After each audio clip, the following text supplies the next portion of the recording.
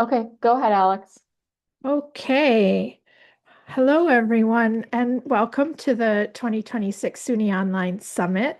I'm Alejandra Pickett, the Director of Online Teaching here at SUNY Online, and you may also know me as Alex. I'm so excited to welcome you to day four of the summit. Before we get started, though, I just wanted to make a quick note and a reminder that the session is being recorded, and we're also going to capture screenshots that will be shared on SUNY Online websites, maybe publications, on social media. So by remaining in the session, you're agreeing to be recorded and included in those images.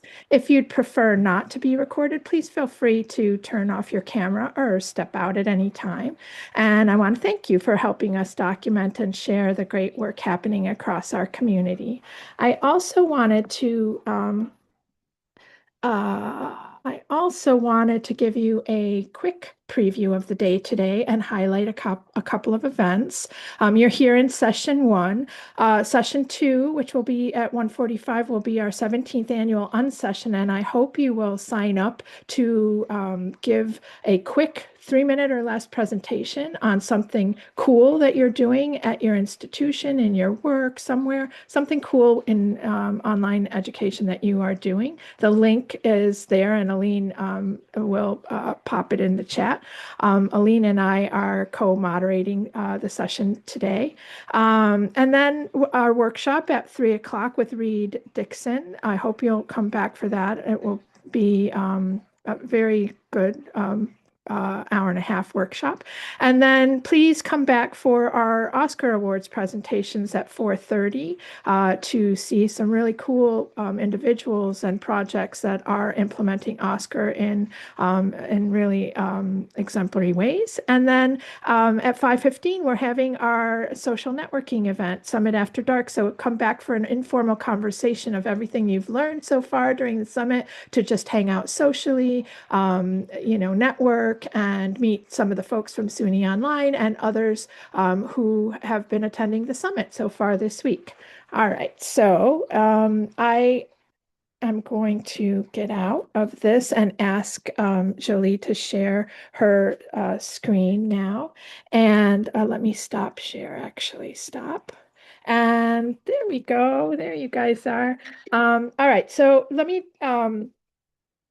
shift now to our session for today. It is my pleasure to introduce the first session of our pedagogically focused fourth day of the SUNY Online Summit.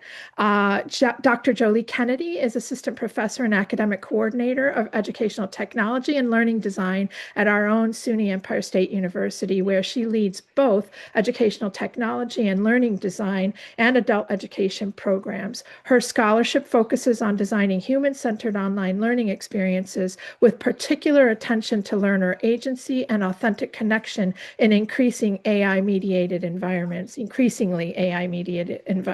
Her research on connectedness in personal learning environments earned the 2019 Outstanding Qualitative Inquiry Award from the Association for Educational Communications and Technology, or AERA. She also serves on the leadership board of the Online Teaching and Learning Special Interest Group of AERA and has forthcoming work on AI-enhanced personal learning environments and AI credentials. Jolie describes herself as an educator, designer, researcher, and writer, and her work beautifully reflects all of those roles.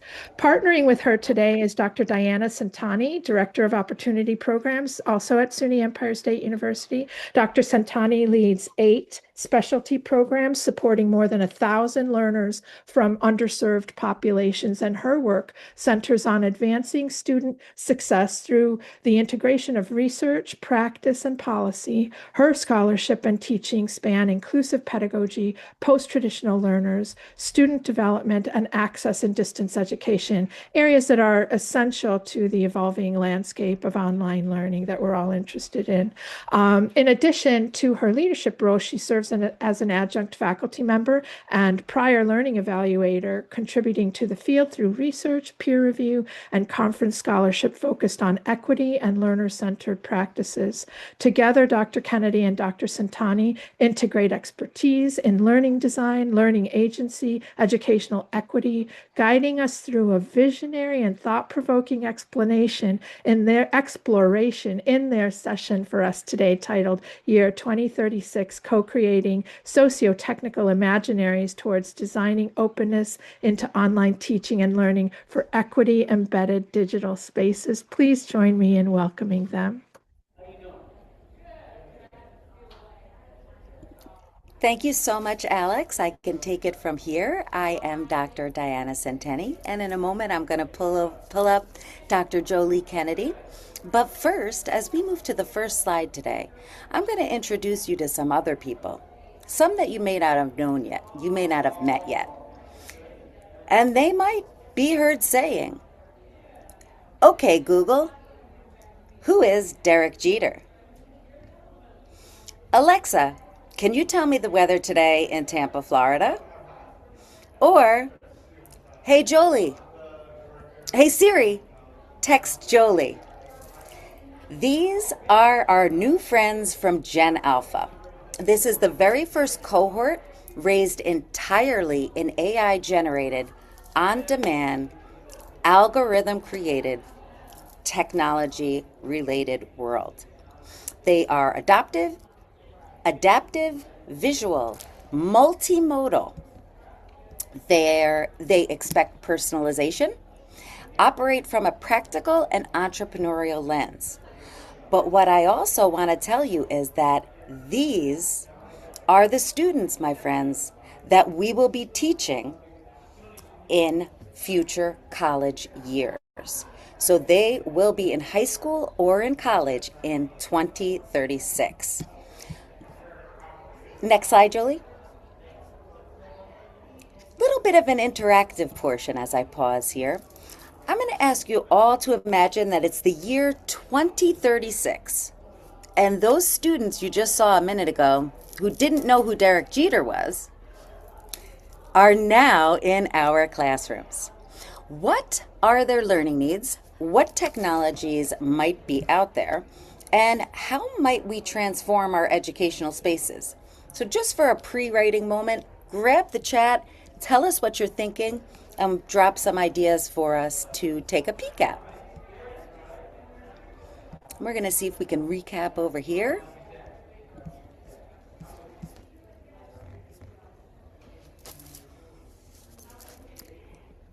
Anyone going to be, okay, I see sense of community, digital media, AI literacies. Jolie, do you want to check the chat over here? See if they, yes, definitely quick responses. Ooh, good one. Long-term retention of application.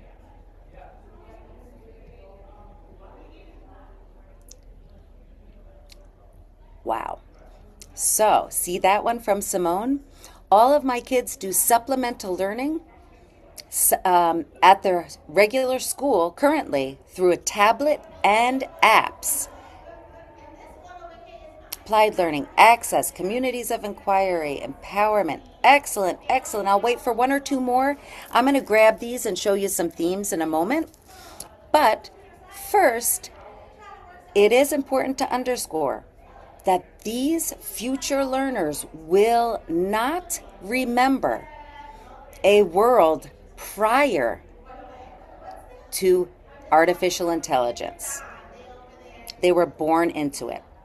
By 2036, they'll probably or more likely have a learning companion, an AI tutor that's right next to them in an app that helps them real time fill in strengths, fill in gaps, can recognize if they're not engaged at the moment and focus them back in. Real world chemistry labs where they're immersively simulating the labs and working on virtual or virtual reality based simulations that look as if they're sitting right in the classroom. Capstone projects will likely include peers from across the world, Singapore, Rome, Antarctica. They will be matched with an international global network of intelligence for networking. So that said, in 2036, access to information will not be a competitive advantage anymore. It's actually going to be a daily convenience. Literally, students will have the world at their fingertips. So, what is left for us as educators? Haha, I know you thought I could answer that. But no, we're going to work on that today. And we are going to start this conversation and add some background to it in this session today. It will not end today, but I want to leave you with this thought. As AI expands and technology becomes more and more sophisticated, human capacities, you and I, Jolie, Megan, Jamie, Dan, we become more valuable. And that can be simulated, but cannot ever be replaced by artificial intelligence. So moving ahead, next slide, I'm going to share our agenda. I'll recap what's in the chat in a moment, Jolie. I'll grab it in a sec. Really quickly, Jolie's going to show us and tell us and enlighten us to her brilliance in defining radical openness. 3 parts: post-phenomenology, assemblage theory, and feminist technoscience. In about 40 minutes from now, you're going to know a lot more about that. And this is an interactive session, so you're going to have some time to play with the concepts. As we segue over, I am going to put a Google Doc in there that you'll be able to access and share some ideas during different parts of the presentation. So use the chat, use the share doc. I will share our themes in a moment, but at this time, I am proud. I was so inspired by this work. I encourage you all to check out the full reading when you have a moment. But I am honored and proud to introduce my brilliant, talented colleague, Dr. Jolie Kennedy. Thanks, Diana. Great start. So let's get into it here. You should all have the link, so that's it there. So you can go there and look at the questions and be thinking about those questions as we go into a little bit of an overview about the theoretical scaffold. Excuse me. But the first question I always get, which is a great question, is how are we defining radical openness? And it can be defined many different ways. OER, I'm sure this group has heard of OER, open access, open educational practices, and we'll be talking about all of those kinds of openness. But in this particular context, our openness is focused on an open space, an open online space, that third space where we create knowledge building between the educator's dominant cultural values and the learner's diverse perspectives. So the educator's role reflects those dominant cultural values, institutional authority, traditional definitions of what counts as knowledge. And then at the other pole, our learners bringing culturally rich, diverse perspectives, lived experiences, and informal ways of knowing. They come together at the center, the knowledge itself. And this is the contested question of what counts as knowledge and who gets to produce it.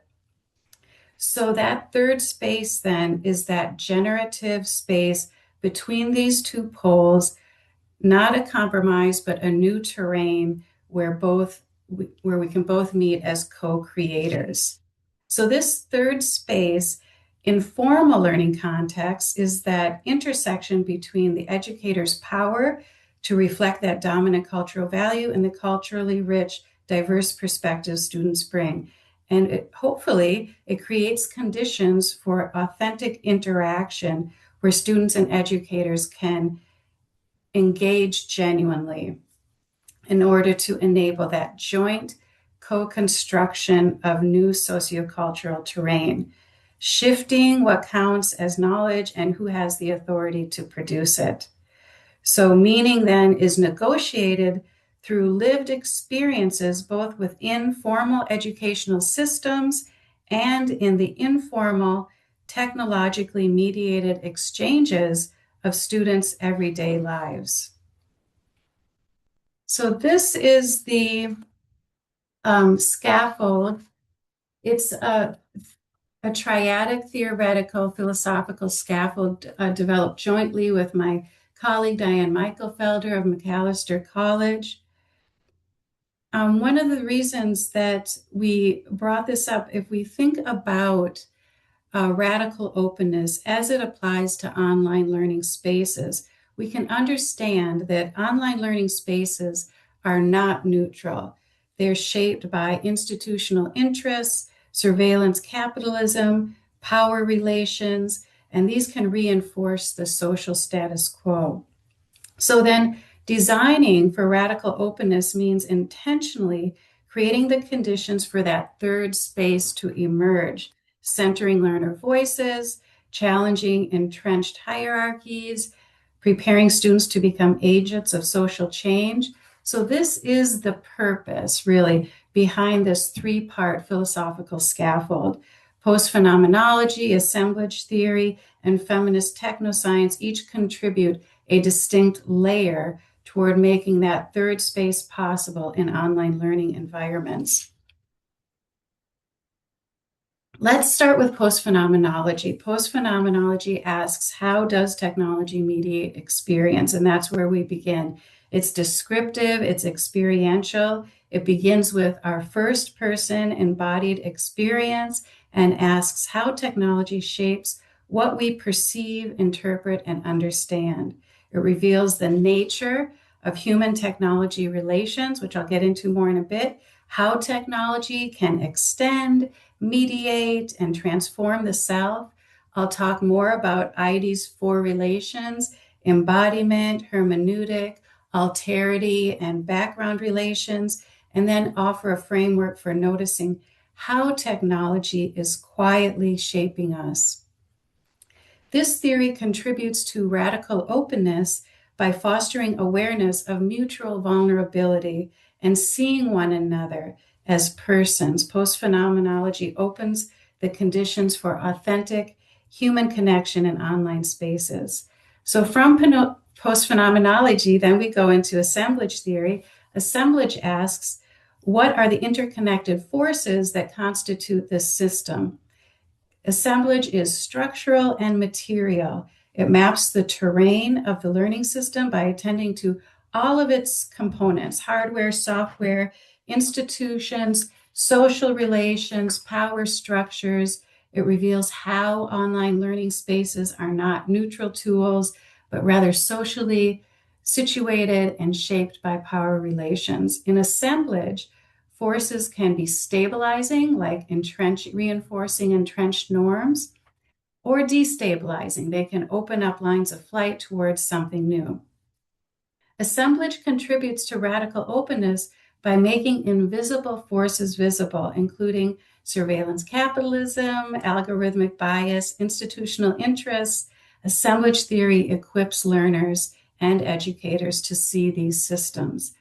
Our third step, then, and the final step, is to feminist technoscience, which asks whose values are encoded and how do we change them.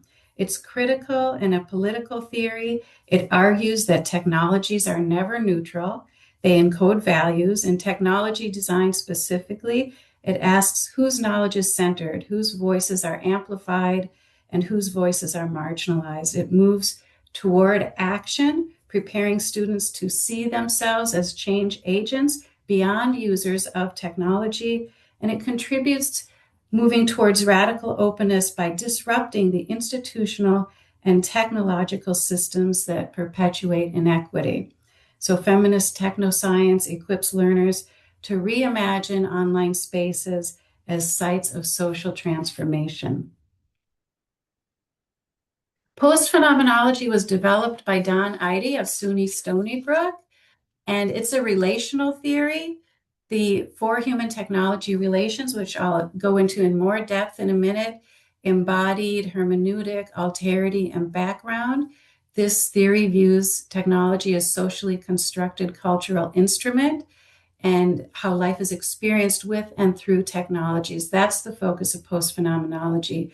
Assemblage theory was popularized by Deleuze and Guattari, which you probably have heard of, I'm sure. It was developed more by DeLanda. It's a systems theory. It views technologies through cultural systems. It's a very useful lens to explore the ecosystem in which technologies circulate, how systems produce power dynamics, and how material matters in meaning making. The third step then is feminist technoscience, builds upon the work of Judith Wackman, draws on the work of my colleague Diane Michaelfelder and colleagues, and it's a critical political theory, critiques the power dynamics embedded in the design of technologies, and focuses on design for learners as co-creators and change agents. And we put this theories, the scaffold together to use post-phenomenology, assemblage theory, and feminist technoscience as the scaffold for co-creating sociotechnical imaginaries and design possibilities that center learner agency, shared knowledge building, and equity in online spaces. So I'm hoping that we'll get to do that today. And this is the plan for initiating our rapid mini design sprint. We're going to start with understanding and divergence. So I will talk more in depth about the three theories. And then after each one, we'll initiate understanding of theories, sharing experiences to make those theories more practical in real life. And then we're going to apply those theories specifically to learning in order to generate diverse ideas. So that's the first step. We're going to do that together. We only have an hour, so towards the end of our hour then, we're going to forecast some initial convergences with the support of AI, and maybe, hopefully, if we have time, generate some initial ideas for rapid prototyping. And I invite you to join in with us on those. And then next steps at the end, we'll be inviting you for our next steps to test and iterate these designs and continue collaborating. So that's the plan. And we'll be using our shared Google Doc, which you have the link to, and that will be our working space for us to share ideas on the design sprint. Okay, now I'm going to get into post-phenomenology. It is a relational theory. Post-phenomenology emerged in the late 20th century. It's an offshoot of phenomenology, which I'm sure you've probably heard of, particularly Merleau-Ponty's work. The core principle is that understanding the world begins in first-person embodied experience. But that experience is mediated through technologies, and we use technologies in a very broad sense. Just as Merleau-Ponty anchored experience in embodied perceptions, post-phenomenology treats technological mediation similarly. So Don Eide of SUNY Stony Brook identified these four forms of human technology world relations. An embodiment relation, this is when technologies extend our perceptual capabilities, like our glasses, that we often forget that they're even there when we're wearing them.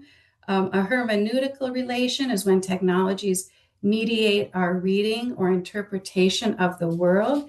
A great example of this is like the hamburger icon, those three horizontal lines on a web page. We just instinctively know if we click on that on our mouse, it will extend a navigation.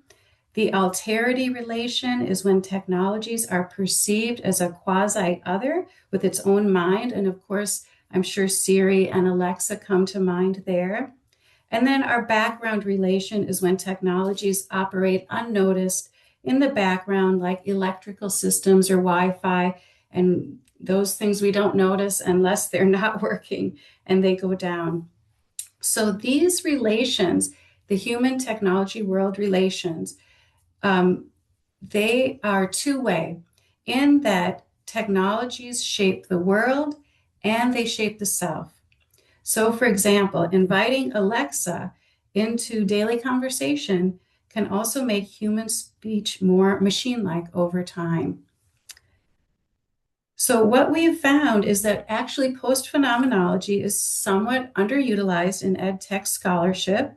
It offers a valuable lens for reflecting on technology-mediated learning, since learning is fundamentally a way of shaping the self. Despite this potential, very little scholarship has focused on ed tech as mediating devices.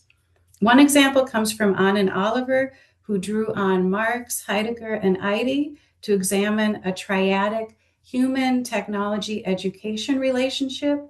Their work revealed the importance of designing ed tech to foster openness and student autonomy at the same time as designing additional functionality. And of course, we all know the pandemic spurred new post-phenomenological attention to ed tech, including concerns about webcam surveillance and a lack of Zoom engagement. So I'm going to illustrate the concept of multi-stability in a moment, but I want to share with you this example of the Zombie. So one interpretation of the Zombie can be the disengagement, and this comes from Gayla Wellner, and she describes students who appear as black rectangles on the screen when the camera's off and they're silent and disengaged. Zombies have partially withdrawn from embodiment relations with technology, not letting it amplify their perceptions. They've also disengaged from the hermeneutical dimension of learning, that meaning-making element of the digital environment. But if we use multi-stability, this concept, to reframe our interpretation of zombies, we might see that, well, multi-stability is when the same tool can create different interpretations and transform people differently depending on their own life world experience. For example, that black rectangle might be understood through multi-stability, in which the single technology can be taken up in multiple ways. So reframing the Zoomy, then, the black triangle could represent a student engaged on their own terms, viewing the professor as a person rather than as an authority figure. And most importantly, the black rectangle can function as a vulnerability shield when students might intentionally turn off their camera to feel less exposed. So we can think of this mutual vulnerability as a path towards radical openness. So Zoom's designs create a unique condition. Students and faculty see themselves as they are, simultaneously seen by others. This disrupts the standard social roles and power dynamics, producing mutual embodied vulnerability. So this vulnerability here is not a defect, it's a resource that can enhance transformative processes and individual agency. When instructors and students are in vulnerability with one another, we can see each other as persons participating in a common endeavor. This is the first step toward making online learning environments spaces of radical openness. Another very practical example is the liquid syllabus, and combined with an informal faculty video distributed before class can open up this human connection both inside and outside the LMS. Okay, now it's your turn. The first step, we're going to move into that design sprint. So please open up that doc. I put it in the chat again for everyone, Jolie, and I said, don't be shy. It's in there. I gave you a big red box of where to start thinking or sharing, or a quote, an anecdote, a thought.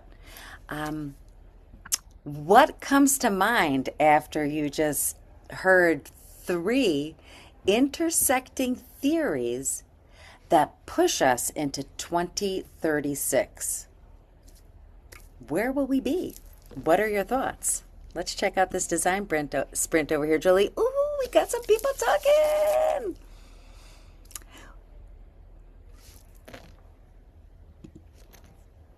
So let's give it a minute or two.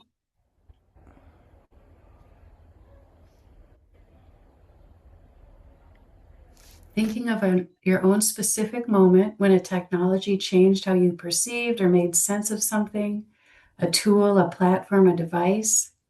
Very briefly, we're just spent, it's very rapid. This is the rapid mini part of the design sprint. So very quickly, just a couple minutes in 1 to 2 sentences, describe that moment, what you noticed about how the technology shaped that moment. What did it bring forward? What did it push into the background? One example comes from Lewis, a wonderful article, a book rather, Taking a Selfie at a Museum. We can look specifically at that moment from various relationships, how our body felt, our mind, our space, time, sociocultural context around us. And we can zoom in on our human technology relation in that moment, thinking about the basic technologies that are on us, our clothes, our glasses, hearing aids, and then what technology relations we experience in that moment. What you're using to extend your body. Does the phone become your eye? Hermeneutically, what are you reading or interpreting through technology, the screen, the frame, the filter? Alterity, is any technology behaving like a presence or quasi-other? Does the camera decide on the focus or the lighting? And then the background relationship. What technologies are operating invisibly to make it possible? Maybe Wi-Fi or electricity. Things to think about. How are these technologies influencing what you notice, feel, and do in that specific moment? What infrastructures are quietly in place behind the experience? Okay. We're going to move on in the interest of time. The next step in the rapid mini design sprint then is to, once you have understood post-phenomenology, is then to move towards gathering diverse perspectives. So in this moment, think of a specific moment in an educational experience in teaching or learning or online or on campus when the technology shaped what your perceptions are, interpretations, or actions. I think, Diana, you've got a great example too. Oh, the aura rings? I pasted in, there's a great example of, I'm not sure who shared our first conversation with P. Very cool. A shared document. I put the graphic in there. We have, see over here. Ooh. So in phase 2, it's in the box right below phase 1. And that's where you would enter then your ideas. Again, just briefly, again, this is the rapid mini part of the design sprint, just 1 to 2 sentences. And these can be partial, tentative, and speculative ideas. So as you think of that specific moment in an educational experience, how is the technology opening something up or closing something down for you, for others whose knowledge counted? And then think about if that technology had been designed to make learners aware of how it was shaping their perception, what might have become possible. I put a couple of thought questions in here too. Oh, sorry. I didn't know if you can hear me. Am I muted? No, we got you.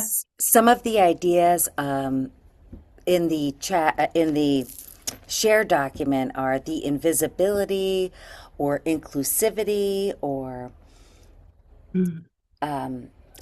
modes of expression, which with the younger audiences are more open or more encouraged or more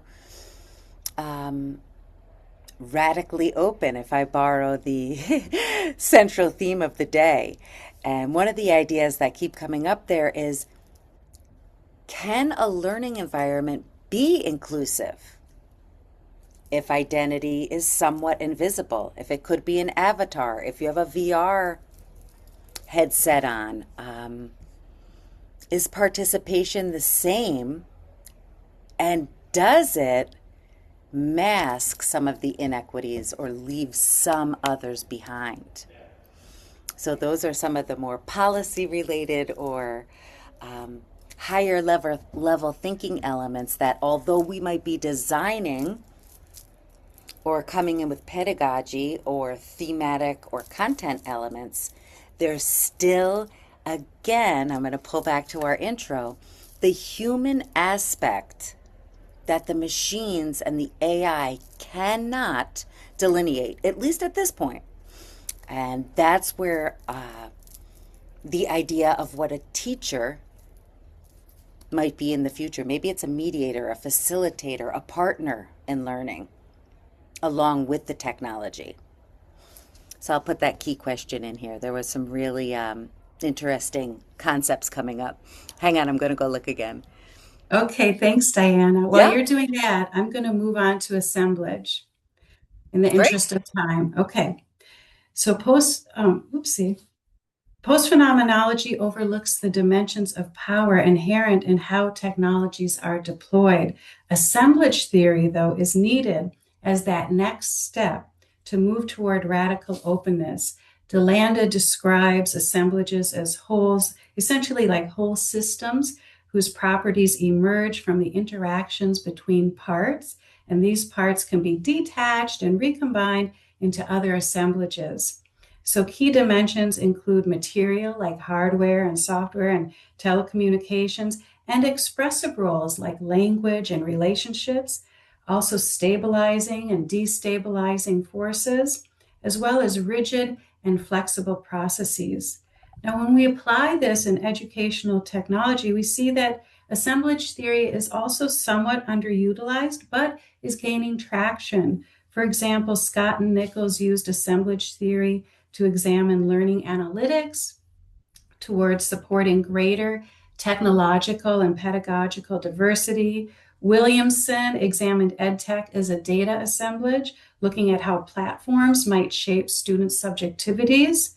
Now, as a framework for designing open, equitable learning systems, design teams might consider the full assemblage of hardware, software, telecommunication systems, instructional and curricular systems, maybe management, societal, and global systems.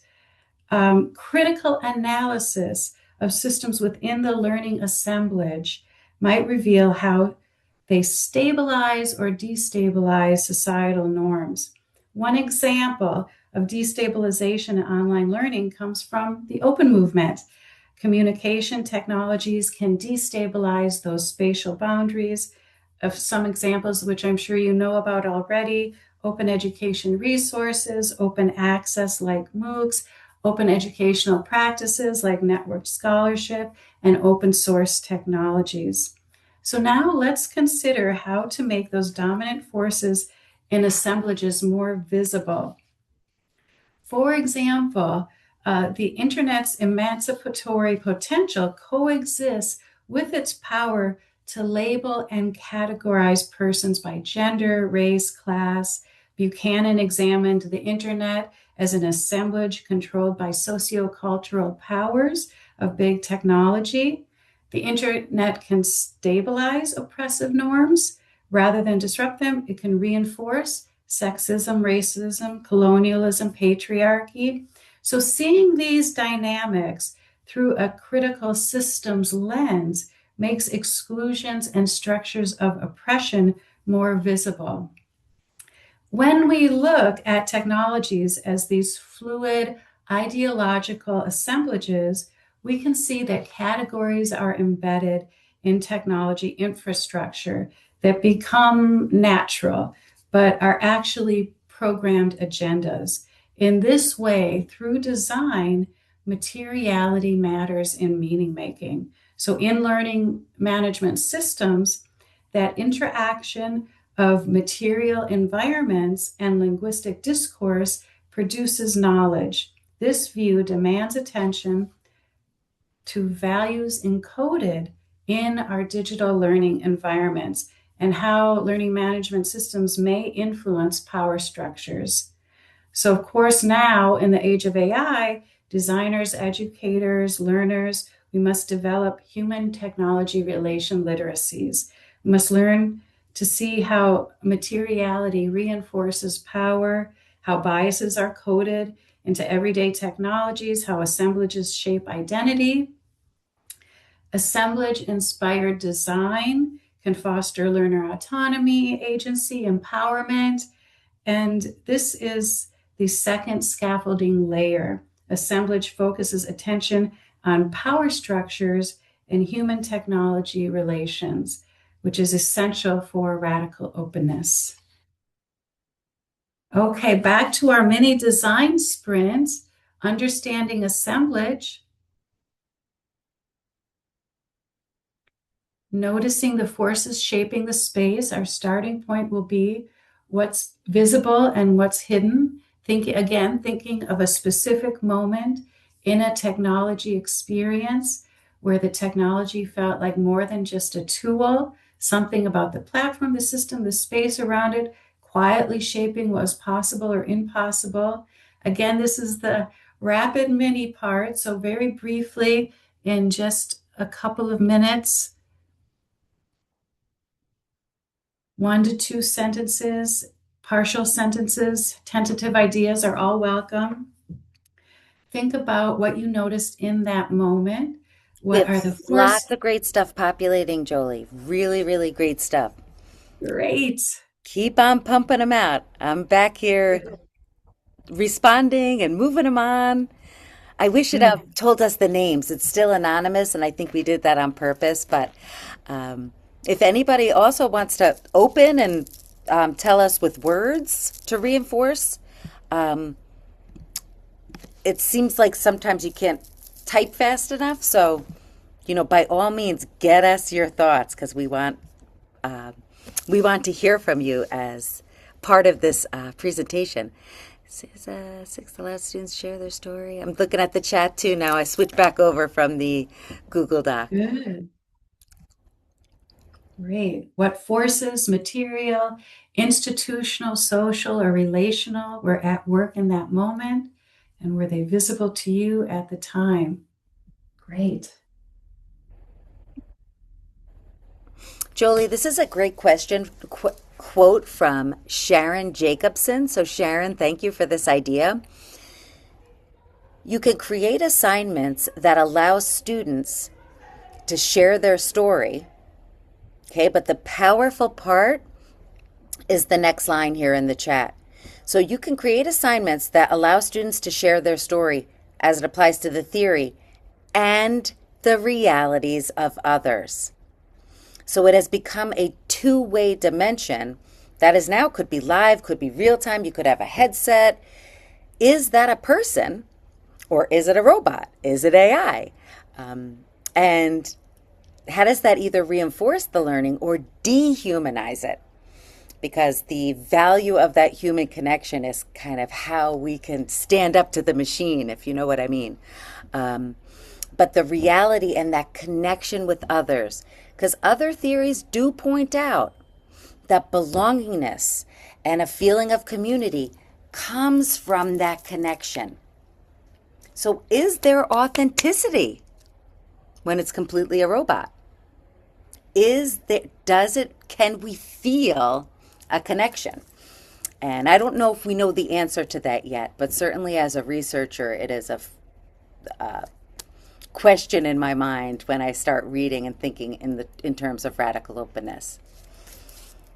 Definitely. Thank you, Diana. Yes, I'm going to go back to the chat. I'll pop in with anything else. Okay, perfect. So when you're ready, then move to phase 2, where we're divergence. We're going to gather diverse perspectives on assemblage and think about what you see and what you can imagine. So now we're going to shift a little bit to specifically an educational technology experience, if you haven't already. And in just, again, this is the rapid mini part of the design sprint in 1 to 2 sentences. It would just spend a couple minutes here. Describe a moment, an invisible force, institutional, social material determined whose knowledge mattered, whose voice shaped the space. Now imagine that space redesigned. What's one thing, maybe, however small or speculative, that might shift that power towards learners and educators as co-creating knowledge together? Of course, tentative, partial ideas are welcome, speculative ideas.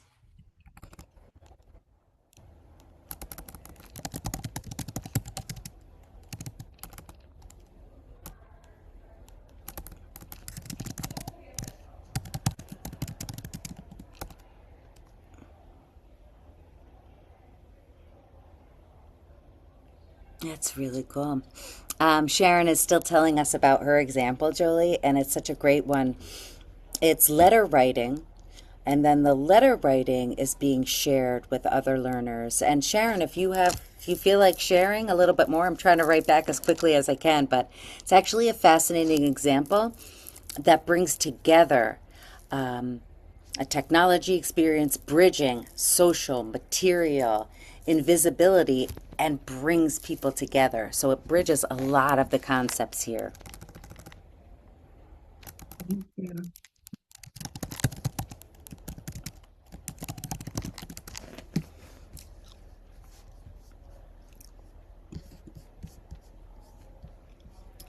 How's the document, Diana? Oh, it's looking great. We have lots of, hang on, let me go back under here. I was in the chat, I got stuck. I was so excited over that example that I stopped looking down. So, Jolie, if you want to share any thoughts on digital illiteracy and some of the technology that's sort of innovatively talked about hypothetically is this idea of a virtual tutor, or the so if you were having trouble, there would be some kind of bot saying, hey, let's revisit grammar here. It looks like you messed up there and there.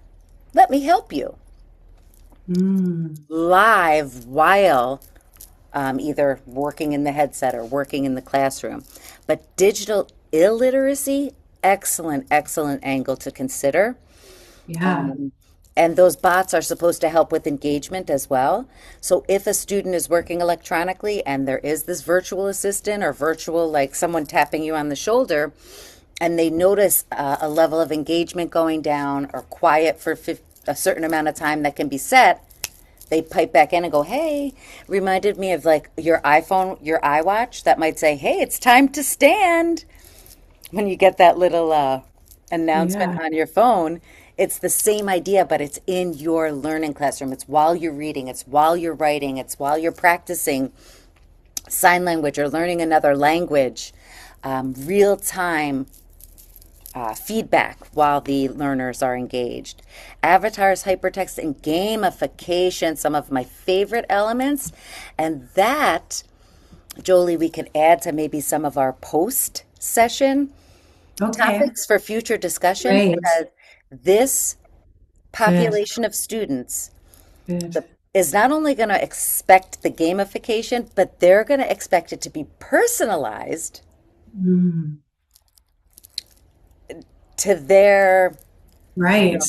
certain voices, certain colors, certain who's in the, how it's delivered, when it's delivered, where it's delivered. They have so much openness, and openness isn't the right word, so much choice in how they consume. That's what that multimodal piece is. You don't want a textbook?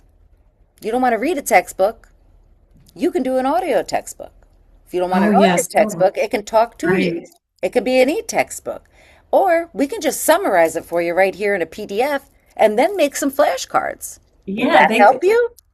So someone can summarize this presentation. This would be great. The gamification ideas could be a really great extended conversation. And I don't want to take away Jolie's last few slides, but we will be analyzing what's here and then trying to extend this conversation after this session. So keep these ideas pumping in here. I'm putting my head back down. I'll see what's in there, Jolie. Back to you. Let's see what's in there. Okay. All right. Thanks, Diana.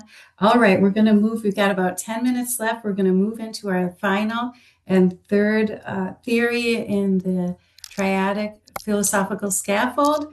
And then we'll get to another one, rapid mini design sprint. So post-phenomenology and assemblage theory offer valuable perspectives, but feminist technoscience extends them a little bit further. With feminist technoscience, the goal is to help students become better equipped to advance justice and social equity.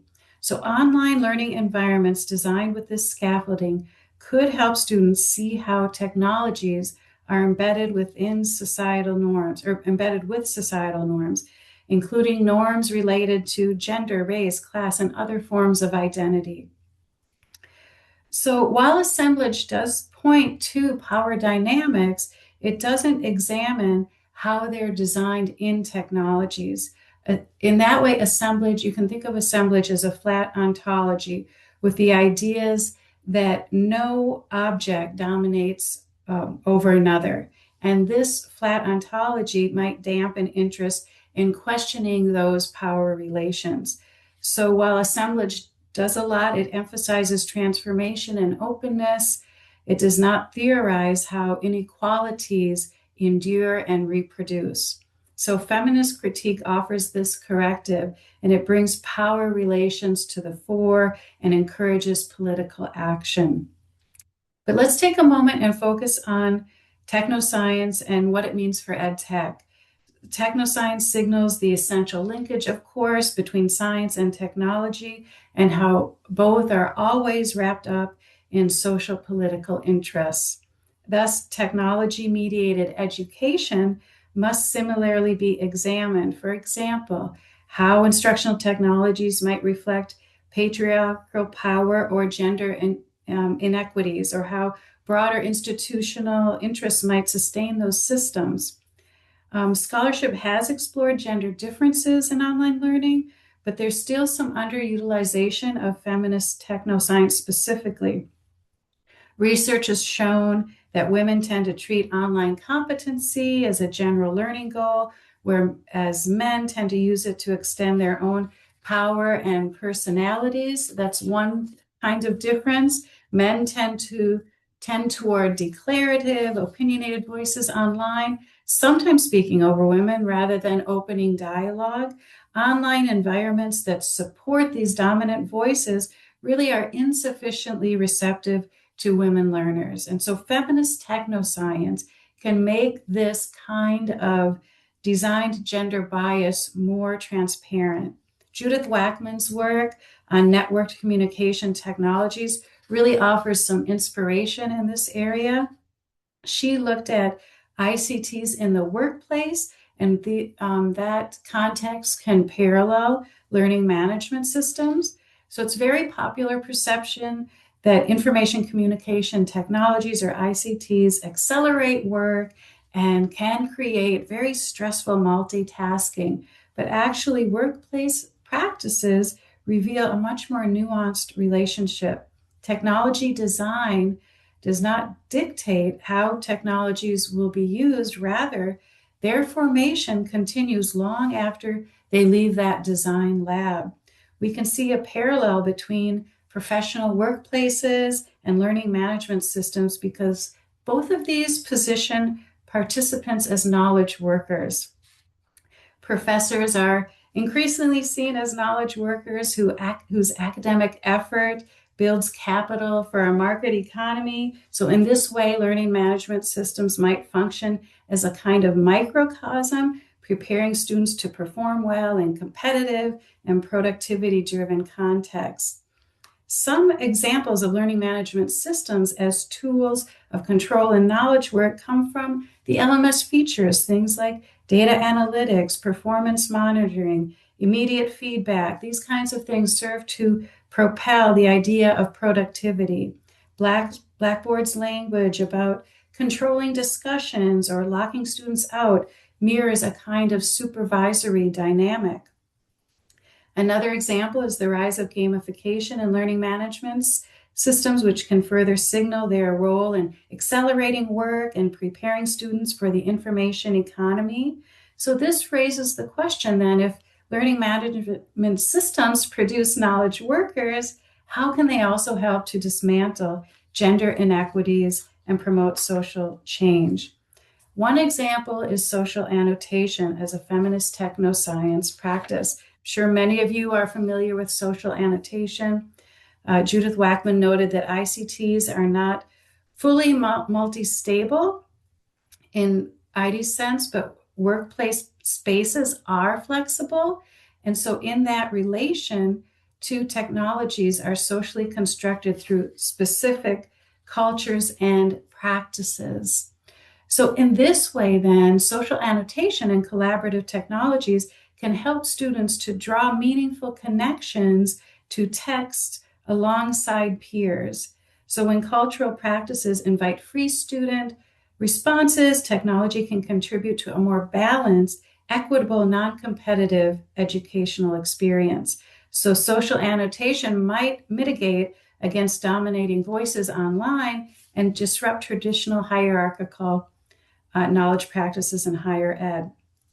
So then finally, wrapping up, following this example, how might social annotation then serve as identity reflection and change agency? Social annotation can go further. It can be used to help students critically reflect on their own identities as students engaged in academic work. For example, my colleague Diane Michaelfelder tested this idea, inviting students to annotate Wackman's text and asking whether work could be replaced with academic work, which revealed some strong parallels. Students envisioned alternative professor-student relations beyond the supervisory roles, such as mentoring and mentor and mentee. One student questioned whether students have a right to complete work in their own way. So these reflections point to social annotation's potential to provoke students to ask, do I want to be a knowledge worker in training or a vehicle to disrupt change in society? Okay, now with the last few minutes, we've got 3 minutes, we can move to our final design sprint, rapid mini design sprint on feminist technoscience, noticing power in design, starting point of whose knowledge got in, whose didn't. So thinking of an online learning moment where the design of the technology, the platform, the tool, the interface shaped whose voice, identity, or way of knowing was centered or pushed to the margins. Can we just have a few minutes, just 1 to 2 sentences, tentative ideas are welcome. Describe what you noticed, who or what determined what counted as knowledge in that space.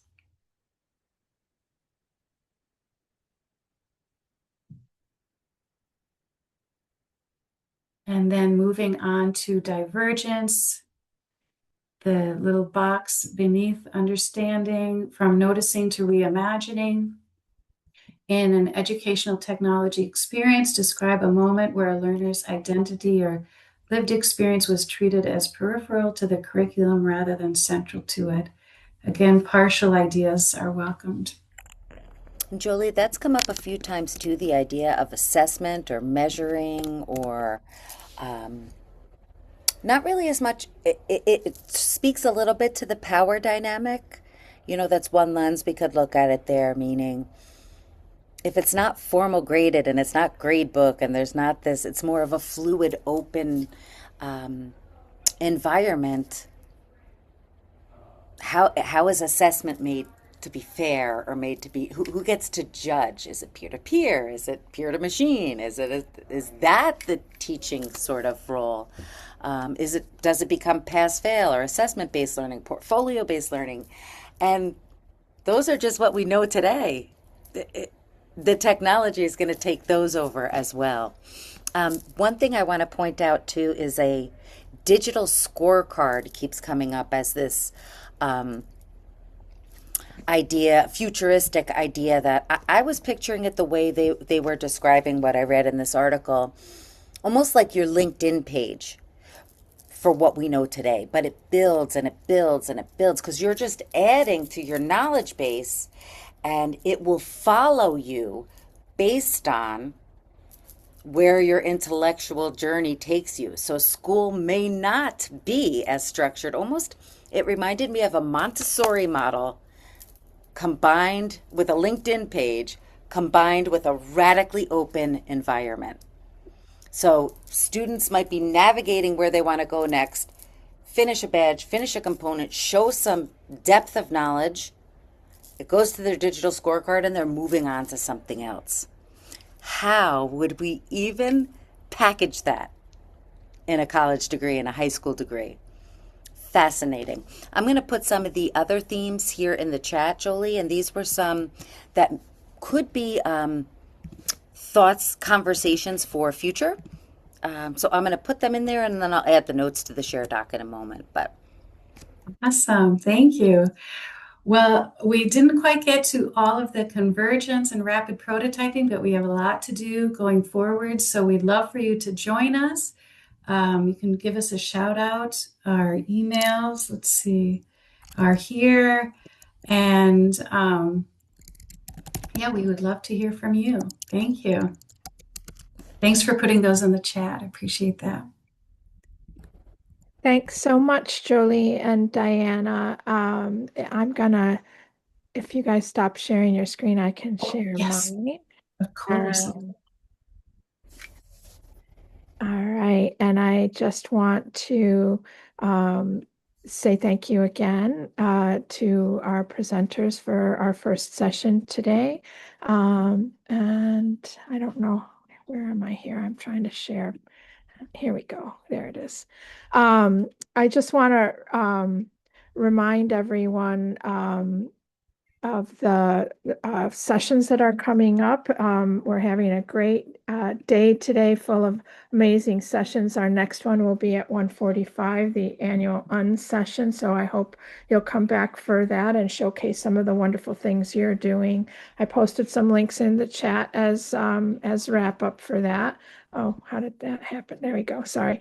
And I just wanted to say thank you again to Jolie and Diana for their really thought-provoking presentation. And I want to remind everyone that we have access to the SUNY, the Summit Connect space, where we can continue this conversation and where the links and summaries of everything that happened in the chat today and that the link to the collaborative document also can be posted. And so if you want to continue the conversation together and with Jolie and Diana, head over to the Connect space for that.